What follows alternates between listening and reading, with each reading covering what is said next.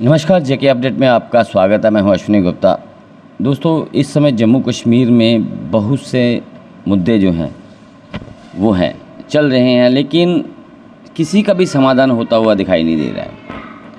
बात अगर आतंकवाद की करें तो सरकार तो कहती है कि आतंकवाद अंतिम सांसें ले रहा है, बावजूद उसके 4 जवान शहीद हुए। बात अगर जन समस्याओं की ले लें, सरकार कह रही है हम डोर स्टेप पे लोगों को हर सुविधा मुहैया करवा रहे हैं। वहीं दूसरी तरफ स्मार्ट मीटर, टोल को लेकर लोग सड़कों पर हैं। पेंशन मसले को लेकर लोग जो है सरकार से लगातार सवाल पूछ रहे हैं। इन सभी मसलों पर बात करने के लिए, हालांकि आज बात तो हमें ये करनी चाहिए बीजेपी के उन नेताओं से जिनकी सरकार है केंद्र में, लेकिन आपको हम ये भी कहना चाहेंगे कि भाजपा के नेता इस समय मीडिया से दूर भाग रहे हैं। बहुत से नेताओं से हमने संपर्क किया, वो कैमरे पे कुछ नहीं कहना चाहते। मजबूरी बनी तो अब हम जो विपक्ष में लोग रह चुके हैं, अब हम उनसे बात करेंगे कि उनका क्या मानना है। क्योंकि भाजपा के कुछ एक नेता ऐसे हैं जो मीडिया में लगातार छाए भी रहते हैं, लेकिन वो कुछ एक चैनल्स पर ही आपको दिखाई देंगे जहां पर पहले स्क्रिप्ट उन्हें मिल जाएगी, वही स्क्रिप्ट के साथ वो अपने सवाल और जवाब देंगे। लेकिन जीके अपडेट आज फिर यहीं इसी मंच से आह्वान करता है कि बीजेपी का कोई भी नेता अगर वो जनता की नुमाइंदगी कर रहा है सच में, तो जेके अपडेट के मंच पर आए और जहां आके जेके अपडेट द्वारा जनता के जो सवाल हैं उनका जवाब दे। तो दोस्तों, आज हम बात कर रहे हैं एक बार फिर से पूर्व मंत्री डॉक्टर मनोहर लाल शर्मा से, जो कि एक बहुत सुलझे हुए नेता हैं, सरकार में मंत्री भी रह चुके हैं। और अगर इनके क्षेत्र की बात करें तो इनके क्षेत्र के लोग इन पर जो है अपनी जान निछावर करते हैं। डॉक्टर साहब, आज जिस प्रकार के जम्मू कश्मीर में हालात हैं, हम सबसे पहले बात करेंगे आतंकवाद पर।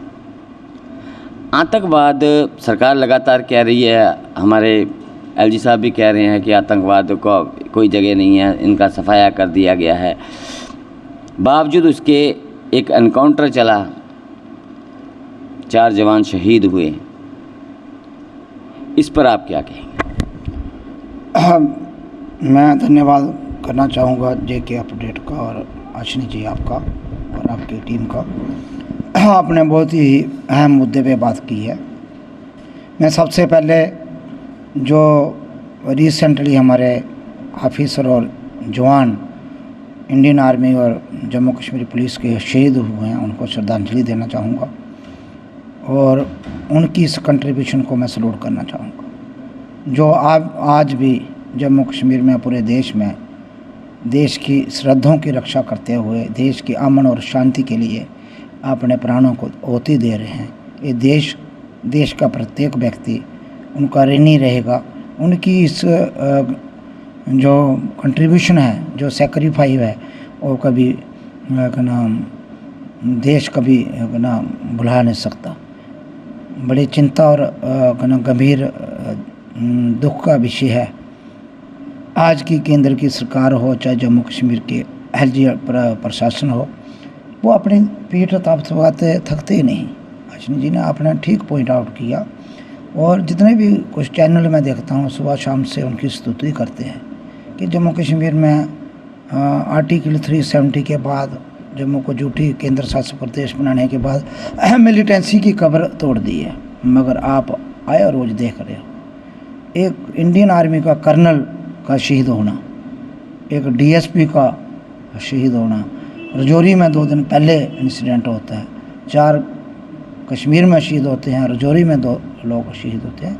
ये बड़ी गंभीर चिंता का बात है। सबसे बड़ी बात है कि इंडियन आर्मी इतनी बेहतरीन आर्मी है दुनिया में, और ये इस किस्म की अटैक करके और उनको वो ना मार के जहाँ से निकल रहे हैं और सरकार अपनी शनाइयाँ बचा रही है, ये बहुत ही जो चरित्र है बीजेपी का, उससे बड़ा देश के आम आदमी आहत होता है। हम देश की 143 करोड़ जनता उन शहीदों के साथ खड़ी है, उनकी शहादत को नमन करती है, उनके परिवार के साथ इस दुख की कड़ी में क्या आप मानते हैं कि जम्मू कश्मीर में अब आतंकवाद पूरी तरह से ख़त्म हो चुका है? मैं बिल्कुल नहीं मानता, और कोई ऐसा मानता है तो वो भूल में वो गलती कर रहा है, या कहीं उस अपने नॉलेज को अपडेट नहीं करता। कोई दिन ऐसा नहीं होता जहाँ जम्मू कश्मीर की कहीं ना कहीं मिलिटेंसी दस्तखत नहीं देती और कहीं किली नहीं कर रही है।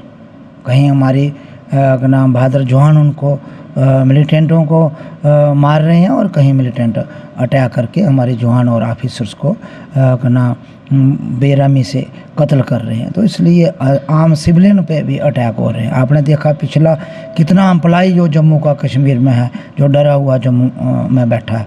कल भी मेरे पास कुछ एम्प्लॉयज़ आए थे, वो कहते हैं हम श्रीनगर में सेफ़ नहीं हैं और जहाँ जम्मू में बैठे हैं हमारी सैलरी बंद है 8-9। गवर्नर साहब और चीफ सेक्रेटरी के ऑर्डर करने के बाद भी हमें सैलरी नहीं मिल रही है, और वहाँ जहाँ जाते हैं वो हमारे जो ऑफिसर वह कहते हैं आपकी सेफ्टी का हम कोई नहीं कर सकते, ना सिक्योरिटी दे सकते हैं। तो गंभीर चिंता का विषय है। जम्मू कश्मीर में एक ऐसे हालात हैं, मुझे नहीं लगता ऐसे 89 और 90 में थे। तो इसलिए गंभीर विषय है ये। बीजेपी और कांग्रेस या अपोजिशन और सरकार के बीच में बांट के नहीं देखना चाहिए, उस नज़र से नहीं देखना। ये देश की एक किस्म की नाम यूनिटी के लिए ना खतरा है, और कहीं ना कहीं किसी, हालांकि हमारे पड़ोसी मुल्क के अंदरूनी हालात इतने ख़राब हैं, उसके बाद भी मिलिटेंसी इतनी सक्रिय है जम्मू कश्मीर में। तो इसको हमारी जो इंटेलिजेंस एजेंसी हैं उनको भी बड़े गंभीरता से देखना होगा। डॉक्टर साहब लगातार मैं इसकी निंदा करता हूं बीजेपी की सोच की और केंद्रीय सरकार की, और मैं इनको बार बार मैं मिलिटेंसी में मैं बोल रहा हूँ अपनी पॉलिसी को रीविजिट करें और एक कम्प्रिहेंसिव प्लान आपके पास होना चाहिए ताकि मिनिमम लॉस हमारा हो और इस मिलिटेंसी की कमर तोड़ी जाए।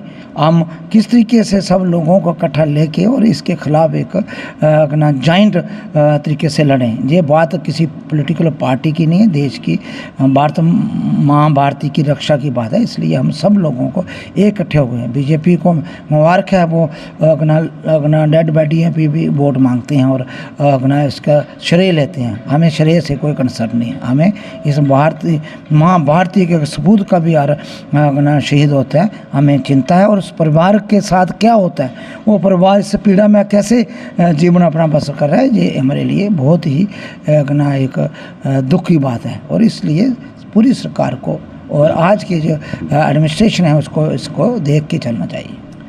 डॉक्टर साहब, मुद्दे तो बहुत हैं, लेकिन अभी हम हाल ही के मुद्दे की बात करते हैं। आप भी जानते होंगे कि सरोड टोल प्लाजा को लेके बहुत हंगामा हुआ, आप भी वहाँ पहुँचे। युवा रायपुर सभा के सदस्यों को उठाया गया, हिरासत में रखा गया, जेल तक ले जाया गया और आप उनसे मिल के भी आए उस समय। आज फिर से वो मसला उठ रहा है, लेकिन माना ये जा रहा है कि आज युवा रायपुर सभा में फूट पड़ चुकी है। तो इस मामले को अब उठाएगा कौन? हालांकि युवा रायपुर सभा का कहना है कि वो महाराजा हरि सिंह जी की जयंती के बाद इस मामले को फिर से उठाएंगे। तो डॉक्टर साहब, आप लगातार जम्मू से बिलावर जाते हैं, आप सप्ताह में एक बार तो कम से कम जाते ही हैं। कितना समय आपको पहले लगता था बिलावर पहुंचने में और अब कितना समय लगता है जब से यहाँ पर कंस्ट्रक्शन का वर्क शुरू हुआ? देखिए, मैं आपका एक बार फिर धन्यवाद करता हूँ। जनता से जुड़े हुए मुद्दों पे आपने बात की है और सभी जर्नलिस्ट और चैनल्स का यही होना चाहिए जो जनता के मुद्दों के पे बात करे, डिबेट और डिस्कशन करे। सरकार और अपोजिशन के दोनों की राय लेके एक रास्ता आईना दिखाए सरकार को। जी एलिमेंट जो है आज के फोर्थ के पिलर ऑफ डेमोक्रेसी में, मैं नहीं कहता कहीं सेकंड पिलर जो अपोजिशन में वहाँ भी कोई कमजोरी होगी, मैं नहीं कहता। वह फोर्थ पिलर की जिम्मेवारी ज़्यादा है क्योंकि उनका कोई निष्पक्ष है, उनको तो इलेक्शन नहीं लड़नी है, वो ना ए पार्टी के हैं ना बी पार्टी के हैं। और डेमोक्रेसी के फोर्थ पिलर जो है वो सही आईना देश की जनता को और सरकार को और अपोजिशन को दिखाए। मगर बदकिस्मती है जो लोगों को मुद्दे पे बात नहीं हो रही आज, सबसे दुर्भाग्य इस देश का है। मैं ये नया ट्रेंड देख रहा हूँ जो मुद्दे आपने मिलिटेंसी की बात की, बहुत गंभीर मुद्दा है, देश की यूनिटी और एकता अखंडता के लिए अपना चैलेंज है, उस पर हम बात नहीं करेंगे। हम बेरोजगारी पे बात नहीं कर रही है, टोल पोस्ट पे टोल पोस्ट लादी जा रही है जम्मू कश्मीर के लोगों को कंदम। ऑलरेडी इतना टैक्सों का बोझ है, महंगाई का दौर है, बेरोजगारी का वो आलम है, नशे का इतना प्रकोप है, युवा डिप्रेशन का शिकार है और व्यापारी वर्ग मार दिया आपने।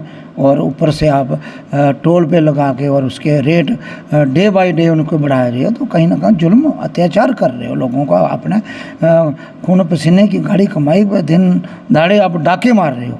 ये सरकारें नहीं होती, इसको लोकतंत्र क्या, इसको पब्लिक की सरकार नहीं मानी जाती, ये पॉपुलर सरकार नहीं है, ये सरकार डंडे की और तानाशाही सीनाजोरी की सरकार है। आरे आज जुल्म कर रही है, लोग देख रहे हैं, लोग तंग भी हैं, फिर भी कुछ ऐसे मीडिया चैनल हैं जो उनकी स्तुति करके आम लोगों को गुमराह कर लेते हैं। जहाँ तक राजपूत सभा की बात है, ये 2014 से ही ये मुद्दा लगातार गरमाया हुआ है। कौन सा टोल प्लाजा का, चाहे वो लखनपुर लगा है, ठंडी कुई का है, बन का है, सारे मुद्दे तब से चल रहे हैं। अलग अलग समय में सभी पॉलिटिकल पार्टी अपोजिशन के लोगों ने भी उठाया है और कुछ लोग अब कांग्रेस और एनसी से निकल के बीजेपी में जाके मुंह बंद करके बैठ गए हैं। वो भी ये कहते रहे, बीजेपी के अध्यक्ष भी कहते रहे कि मैं उठाऊँगा, मैं JCP के रिकॉर्ड दूँगा।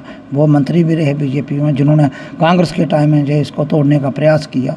तो ये आज इनका दोहरा चरित्र लोगों के सामने आया है। मगर मैं ये कहता हूँ युवा राजपूत सभा का जो शुरुआत हुई है उसको अप्रिशिएबल है, उसको मैं अप्रिशिएट करता हूँ उनकी सारी टीम को। उन्होंने एक अच्छे तरीके से बात उठाई है, ना मालूम आप क्या बात है, आंध्रों की बात वही बता सकते हैं।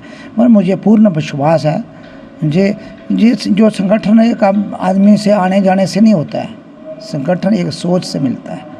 जम्मू कश्मीर की बात ये सिर्फ राजपूत बरादरी के इशू नहीं है, ये जम्मू कश्मीर के प्रत्येक नागरिक का और देश के नागरिक का। जम्मू कश्मीर से ज़्यादा प्रदेश से बाहर से जो लोग आते हैं, केंद्र शासित प्रदेश से बाहर, जो माता वैष्णो देवी, बूढ़ा अमरनाथ, बाबा अमरनाथ की यात्रा में आते हैं, जम्मू शहर के मंदिरों का शहर है जहाँ रिलीजियस यात्रा करने आते हैं, उन लोगों का इशू है। वो लोगों का, सब देश के लोगों की बात कर रहे हैं, इसलिए कि किसी भी केंद्र शासित प्रदेश में टोल पोस्ट नहीं है। अगर आपने स्टेट का दर्जा हमारे से छीन लिया तो फिर केंद्र शासित प्रदेश की फैसिलिटी आप दें, जो जम्मू की जनता कहती है। दूसरा, आपका नेशनल हाईवे पिछले 2 महीने से बंद है तो आप टैक्स जहाँ ले रहे हो। तीसरा, आपने ठीक मुद्दा उठाया, जहाँ से जो गंगेयाल तक, सांबा तक हम पहले चले जाते थे 15-20 मिनट में, अब लगता है सांबा तक 1 घंटा। 1 घंटे में मैं कुठुआ होता था, 1.5-2 घंटे में मैं बिलावर पहुंच जाता था। आज बिलावर पहुंचता हूं 3.5-4 घंटे में। तो मैं कई बार आप रिंग रोड से निकल जाता हूं तो आधा सफ़र फिर सांबा तक भी दिक्कतें रहती है। तो ये नेशनल हाईवे भी ये भी एक बहुत बड़ा स्कैंडल है, आपको मालूम होना। जो रिंग रोड जो बना है इसके बाद जो नेशनल हाईवे के ऊपर आपने एक्सप्रेस हाईवे थोपा है, तो ये बहुत बड़ा एक स्कैम है। कभी ना कोई सरकार आएगी इस स्कैम को उठाएगी। मैं शुरू से उठाता रहा, ये अल्टरनेटिव बनना था, चाहे वो नेशनल हाईवे से आधा किलोमीटर नीचे होता या ऊपर होता, ताकि आबादी से बाहर निकल के इसका मेन फोकस है दिल्ली गोल्डन टेम्पल और माता वैष्णो देवी कटरा को जोड़ना है। शॉर्टेस्ट रूट, मिनिमम टाइम लगे। सब लोग हवाई यात्रा नहीं कर सकते, सब ट्रेन से नहीं आ सकते, बाय रोड लोग आएँ और तीनों तीर्थ स्थान को, दिल्ली जो कैपिटल है वहाँ से अमृतसर और उसके बाद वैष्णो माता का दर्शन करके तुरंत निकल जाएं। जो सफ़र पहले 12 घंटे में होता था, पीछे 8 घंटे में निकलता है, ये 4-5-6 घंटे तक कवर करने का, 12 घंटे में ये दर्शन करके चले जाएं। तो जो मकसद था आपने नेशनल हाईवे के ऊपर ला, एक तो चलता हुआ नेशनल हाईवे अपना ध्वस्त कर दिया, तबाह कर दिया, लोगों को कितनी परेशानी है। दूसरा, आपने जो पर्टिकुलर कंपनी को जो काम किया उसको आपने बेनिफिट दिया। अगर वो चलाते एक्सप्रेस हाईवे का, उन्होंने टोल लेना है तो टोल के लिए ज़मीन भी खरीदनी थी, ज़मीन लेते, अल्टरनेटिव बनती, वो पैसा उनका बचा, इसी ये ज़मीन तो ऑलरेडी एक्सप्रेस नेशनल हाईवे की है, इस पे भी आपने लैंड का करोड़ों अरबों रुपये आपने बचा लिया और जहाँ लोगों को नाक दम बंद कर दिया। तो ये बहुत बड़ा स्कैम है, बड़े लेवल का है।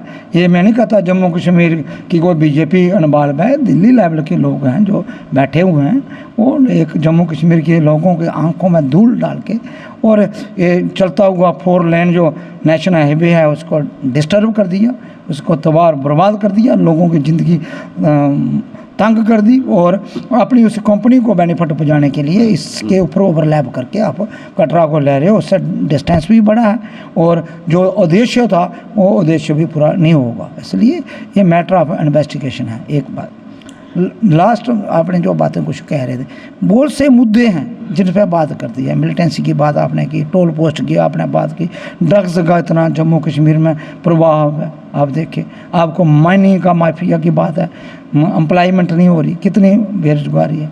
और कौन कल मुझे 10 बच्चे आए थे, अकाउंट असिस्टेंट का पेपर कैंसिल हुआ, दोबारा कब होगा? मैंने सर्व सिलेक्शन बोर्ड के चेयरमैन को लगाया, वो कहते हैं दिसंबर तक हो सकता है। आप ब्लैक लिस्टेड कंपनी को काम देते हो, फिर उनकी पैरवी हाई कोर्ट में करते हो, तो कहीं ना कहीं जानबूझ के जहाँ के युवाओं के साथ धोखा किया जा रहा है। मैं यही जम्मू कश्मीर की जनता के साथ इसका फाइनल सोल्यूशन है कि बीजेपी को जम्मू कश्मीर से नहीं, देश से उखाड़ के फेंको। अल्टरनेटिव ऐसी सरकार बने जो जनप्रिय सरकार हो, युवाओं के लिए काम करे, रोजगार के साधन जुटाए, प्राइवेट सेक्टर को बढ़ाए। डॉक्टर साहब आपकी बात करता हूँ, भाजपा अगर हम बात करें तो केंद्र शासित प्रदेश की ही बात नहीं करेंगे, हम पूरे देश की बात करेंगे। विधानसभा अपने लोकसभा का विशेष सत्र शुरू हो चुका है। महिला आरक्षण बिल सरकार द्वारा लाया गया, जिसे विपक्ष ने भी उसकी सराहना की है कि ये अच्छा बिल है। अब जहाँ तक बात है और बिल लाने की जो बात हो रही है, उनमें जिस बिल को लाने की बात हो रही है, जो पहाड़ियों का स्टेटस है उसे कायम रखने की, उसके साथ ही लोकसभा और विधानसभा चुनाव, 1 नेशन 1 इलेक्शन की बात जो है वो बिल सरकार द्वारा लाया जा सकता है। क्या आपको लगता है कि इस सेशन में जनहित के काम होंगे, सरकार ऐसे कार्य करेगी? देखो, ये 2-3 इशू ज़रूरी है, इम्पॉर्टेंट है। इसमें नहीं कहता सरकार ने महिला आरक्षण बिल ला रहे हैं, अच्छी बात है, होना चाहिए और सही तरीके से जो उसका मकसद है वो पूरा हो।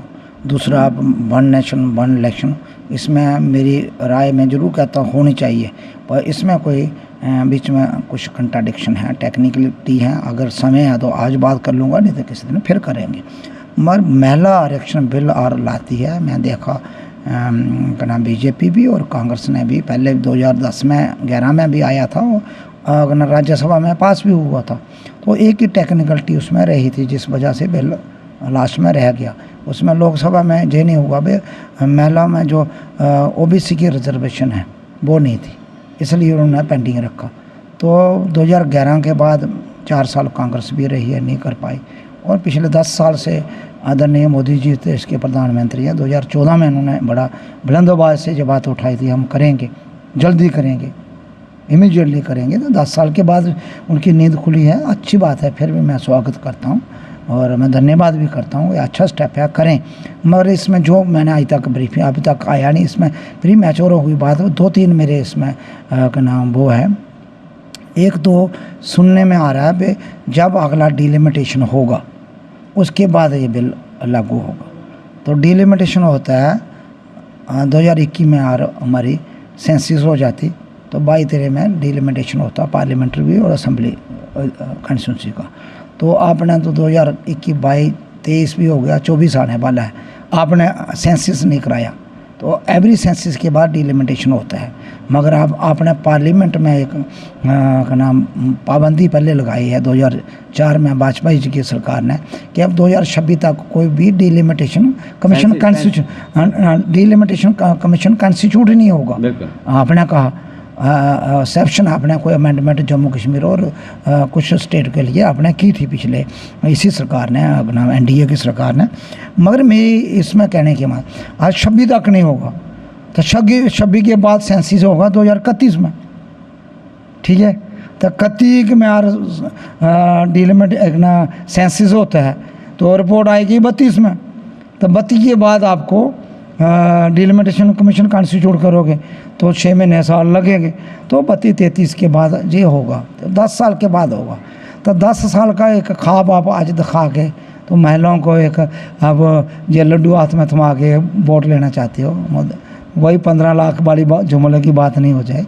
मेरा ये है यार, सरकार गंभीर है, मैं शक की निगाह से नहीं दे रहा हूँ, मुझे इनकी नीति पर शक नहीं है, इमीडिएट होना चाहिए। हाँ, मेरे है भी आप करते हो तो इसी ना चुनाव में आप करें तो उनको मिलेगा। दूसरा जो भी उसमें ओबीसी रिजर्वेशन है, एससी और एसटी की है, उनको भी पूरा अधिकार आप दें, जितना जितना उनका शेयर बनता है तो उस हिसाब से यार करते हैं, तो इस स्वागत जो कि ना फैसला होगा और करें। अगर आगे करना है तो ख्वाब दिखाना है तो वही जो आज तक इन्होंने किया, पहले जनगणना के लिए उन्होंने नहीं कर पाए, उसके बाद समान नागरिकता बिल का लाया, फिर वो आसाम और वहाँ आप वो कर रहे थे, वो एक भी लागू नहीं होगा, ग्राउंड में दिख नहीं रहा है। ग्राउंड में जब दिखेगा, आप सेंसिस नहीं कराओगे तो आपको ग्राउंड में चलते लास्ट सवाल है, चलते चलते क्योंकि समय काफ़ी हो गया है। अभी जम्मू कश्मीर में आपको क्या लगता है, विधानसभा चुनाव होंगे या नहीं होंगे? देखो, जो आपने दूसरा सवाल पूछा था उससे रिलेटेड है, चुनाव तो होने हैं जम्मू कश्मीर में, होंगे, कितना डिले करेंगे। मेरी जो पॉलिटिकल एक्सपीरियंस है 2024 में हर हालत में चुनाव होंगे, चाहे वो मार्च अप्रैल में होते हैं चाहे नवंबर में, मैक्सिमम चांसेस है मार्च अप्रैल में, उसके बाद नवंबर दिसंबर में 100% होंगे, कोई रोक नहीं सकता, चाहे केंद्र में सरकार जे रहती है या दूसरी सरकार आती है, चुनाव होने एक ना। दूसरा नंबर जो वन नेशन वन इलेक्शन की बात है, अच्छा स्टेप है, मगर इसमें एक दिक्कत है, सबसे बड़ी दिक्कत। देखो दिक्कत क्या है, बहुत सी स्टेटें हैं जिनके चुनाव अभी 1 साल पहले हुए, कोई 8 महीने हुए, कर्नाटका है, हिमाचल प्रदेश है, पंजाब है, जो साल हुए। अब अगर आप ये बिल पास करते हो, इन स्टेटों को आप तोड़ते हो, दोबारा इलेक्शन सौंपते हो तो अन्याय होगा पब्लिक मैंडेट का, लोग। एक नंबर। दूसरा नंबर, हाँ, एक इलेक्शन में बहुत खर्चा होता है, एक स्टेट के इलेक्शन में अरबों करोड़ रुपया खर्चा होता है। आप बार बार इलेक्शन करो, देश की अर्थव्यवस्था की पोजीशन बहुत बुरी है। हमारे खर्चा इन 10 सालों में 300% बढ़ा है, तो हम ऑलरेडी बोझ में हैं। आप बार बार इलेक्शन थोप के तो लोगों में कर्जा डालोगे, ये अन्याय होगा, और देश की अर्थव्यवस्था के साथ, देश के साथ। एक दूसरा, अगर कर ही लेते हो आप, 6 महीने डिले करते हो और मार्च नवंबर दिसंबर में नहीं करते हो, इनका भी पीरियड बढ़ाते हो 6 महीने, और नवंबर दिसंबर आप कर देते हो मार्च अप्रैल में। मार्च अप्रैल में जब इलेक्शन होती है तो सभी स्टेट तोड़ते हैं, इकट्ठे हो जाती है, तो ठीक है, कोई स्टेट 1.5 साल में टूटेगी, कोई साल में टूटेगी, कोई बहुत से स्टेट हैं जो 4 साल, 3.5 साल, 5 साल होगा। मगर उसमें एक क्या गारंटी है 24 में जो इलेक्शन होती है, पहले केंद्र सरकार को पूरा मैंडेट आए, वाजपेयी जी के 13 महीने के बाद चले गए, 13 दिन के बाद गए या नहीं गए? बिल्कुल गए हैं। देवगौड़ा जी की सरकार कितने रही, बीपी सिंह की सरकार, हमारे पास पुराने अंक, बीपी सिंह की सरकार 11 महीने रही, उसके बाद चंद्रशेखर जी की सरकार कितने रही, इंद्र कुमार गुजराल जी की सरकार कितने देर रही। ये सरकारें पिछले, मोरारजी देसाई जी की सरकार 2.5 साल के बाद टूटी थी, और केंद्र की सरकार टूट जाती है 2 साल के बाद, 2.5 साल, क्या आप पूरे देश की सरकारें तोड़ेंगे? आप देश में आप इतना आर्थिक बोझ और ला दोगे? तो टेक्निकली मुझे नहीं पता इनका विज़न क्या है, इनका गाइड कौन कर रहा है। एक पॉइंट 2024 में इलेक्शन में पॉइंट मुद्दा बनाने के लिए, सिक्योर करने के लिए, लोगों को ना बेवकूफ़ बनाने के लिए अच्छा है, मगर प्रैक्टिकली और टेक्निकली इम्पॉसिबल चीज़ है। अब एक अगर मान लिया आप 5 साल पूरे करते हो, कोई भी सरकार आती है, ए आती है, बी आती है, 5 साल पूरे करती है, किसी स्टेट में कोई सरकार मेजॉरिटी लूज कर जाती है साल के बाद, तो उसको 4 साल गवर्नर रूल रखोगे आप? अन्याय नहीं हुआ बांग के लोग? आप जम्मू में आप देख रहे हो पिछले 5 वर्षों से गवर्नर रूल, कितने लोग तंग हैं, हर गली पे प्रोटेस्ट हो रहा है, स्मार्ट मीटर पे प्रोटेस्ट हो रहा है, बिजली नहीं आती है, 24 घंटे में 18 घंटे बिजली कट है, ट्रांसफार्मर डैमेज होता है, रिपेयर नहीं होता, पानी सप्लाई नहीं है, हैंडपम्प ख़राब है, वहाँ प्रोटेस्ट है आपकी गली। तो बेरोजगारी है, कोई सुनने के लिए तैयार नहीं। हर मुद्दे में ड्रग्स का मुद्दा है, टोल प्लाजा का मुद्दा है, माइनिंग माफिया है, डंडे मार रहे हैं आप ट्रैक्टर और ट्रिपर ओनर को, और क्रैशरों को आपने फ्री हैंड दिया, आप 100 फुट तक खुदाई करके माइनिंग कर लो। तो इस तरीके से कोई बिग भी लोगों को आप बेनिफिट पहुँचा रहे हैं। जम्मू कश्मीर के रिसोर्सेज को एक प्लान तरीके से आप अपना लूटने का प्रयास कर रहे हो। ऐसे ही लिक्विड माफिया की बात आप देख लें, आप एम्प्लॉयमेंट का माफिया देख लें, आप 25-25 लाख में पहले कभी सुना? आप ही तो बड़ी देर से पत्रकारिता कर रहे हो जम्मू कश्मीर में भी। कभी 2014 से पहले कभी कोई पेपर लीक का बात सुना? कभी आपने सुना 25 लाख में पेपर बिका, 30 लाख में बच्चियों को क्या क्या सहना पड़ा, कितना जुल्म सहना पड़ा इस सरकार में। चाहे एसआई की भर्ती थी, पीएसआई की भर्ती थी, चाहे कौन असिस्टेंट की, चाहे फायर ब्रिगेड की जो भर्ती हुई है, चाहे जितने भी आप सिलेक्शन हुई है, जेके बैंक की हुई है। तो कोई ना कोई आप देखो प्रश्न, ये सरकार ने मैसिव लेवल पे अपना भ्रष्टाचार किया है, भ्रष्टाचार को बढ़ावा दिया है। माइनिंग माफिया नहीं, पूरा माफिया राज जम्मू कश्मीर में नाफिज किया, जो भी कभी कभी यूपी बिहार की हम सुना करते थे, हमारे बुजुर्ग कई बातें कहते थे, वो हालात जम्मू कश्मीर में पैदा किया। इसलिए केंद्र सरकार प्योरली जिम्मेवार है। मैं कि एलजी साहब को नहीं मैं दोष देता हूँ कि वो उनके हाथ कुछ नहीं है, वो एक स्टैंप रखी हुई है, ऊपर से आदेश आता है वो मानते हैं। सारा जो है वो दिल्ली में कसूर है। उसको ठीक करने के लिए आपको दिल्ली की सरकार को बदलना होगा। जिस दिन आप वो सरकार बदलोगे जम्मू कश्मीर के हालात अच्छे हो जाएंगे, एम्प्लॉयमेंट भी आएगी, उद्योग भी फले फूलेंगे, बिजनेसमैन भी ठीक रहेगा। आने वाले म्यूनसिपलिटी इलेक्शन में देखो इतना भ्रष्टाचार है। आप एक आंकड़े देखिए जम्मू कॉरपोरेशन के, देखने किसी म्यूनसिपलिटी बिलावर कठुआ के और कहीं देखो, जितनी भी मकान की और इसके कमर्शियल प्रॉपर्टी की परमिशन मिली है, किसी को भी लीगल परमिशन नहीं दी। पैसे लिए और खाए म्यूनसिपलिटी के जो लोग थे, बीजेपी के अधिकार, पैसे लिए और लीगल कंस्ट्रक्शन कर दी। उसको ना मालिकों को परमिशन मिली दुकान की, शॉपिंग कम्प्लेक्स की, ना उसको रेजिडेंशियल हाउस की, पैसे उससे ले लिए। और पैसे एक नंबर से लेते हैं, परमिशन देते हैं, पूरी उम्र वो सेफ रहता, पैसा सरकारी खजाने में जाता। ऐसे ही मायने की लूट हो रही है, पैसा आ रहा है, चंद लोग ले रहे हैं और सरकार खजाने में नहीं जा रहा। हमें चिंता ये है कि सरकार की ट्रेजरी में जाए और प्रदेश और देश की भलाई के लिए पैसा इस्तेमाल हो, कोई माफिया लोगों के हाथ में नहीं जाए। ये चिंता की विषय है। तो बहुत बहुत शुक्रिया डॉक्टर साहब हमसे बात करने के लिए। तो जिस प्रकार से डॉक्टर मनोहर लाल शर्मा ने बहुत से मामले उठाए हैं और बहुत सवाल इन्होंने केंद्र सरकार पर गाड़े हैं।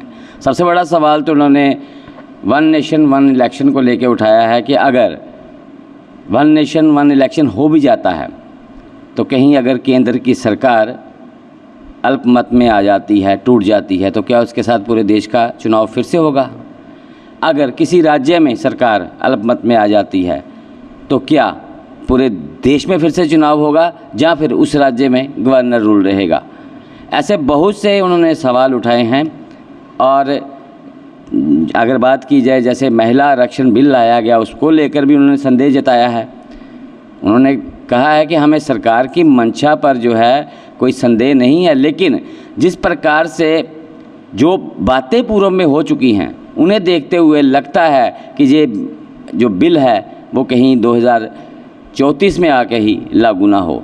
तो ऐसे में सरकार पर उन्होंने बहुत से सवाल भी उठाए हैं और खड़े किए हैं, जिस पर उन्होंने जम्मू कश्मीर के बेरोज़गार युवाओं का मसला उठाया है, माइनिंग माफिया का मसला उठाया है, बहुत से मामले उन्होंने उठाए हैं। इन सब विषयों पर आज भाजपा के नेता बात करने से कतराते हैं। कोई भी नेता कैमरे पर इन विषयों पर बात नहीं करना चाहता। भाजपा के नेताओं के पास 9 साल की बेमिसाल उपलब्धियां हैं, लेकिन ये जो मसले हैं इन पर वो बात नहीं करेंगे। मैं एक बार फिर से कहूँगा, कोई भी भाजपा का नेता जेके अपडेट उनका तहे दिल से स्वागत करता है, वो आए और इन मुद्दों पर बात करे, लेकिन हमें पता है कोई भी नेता नहीं आएगा। तो मुझे अश्विनी गुप्ता को कैमरामैन नरेंद्र शर्मा के साथ दें इजाज़त। आप जुड़े रहें जेके अपडेट। जम्मू कश्मीर की खबरों के लिए जुड़े रहिए जेके अपडेट के साथ।